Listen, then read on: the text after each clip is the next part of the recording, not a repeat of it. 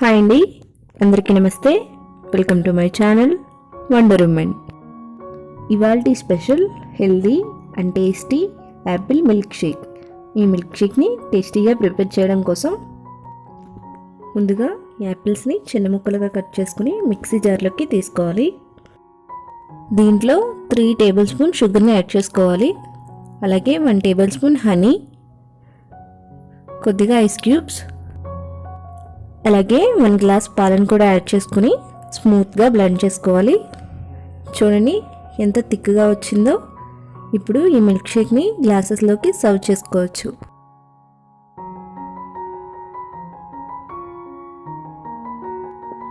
ఫైనల్గా బాదం అలాగే కాజు పలుకులతో గార్నిష్ చేసుకుంటే మన యాపిల్ మిల్క్ షేక్ రెడీ. ఈ యాపిల్ మిల్క్ షేక్ని ఈజీగా ఎలా ప్రిపేర్ చేయాలో చూసేసారు కదా.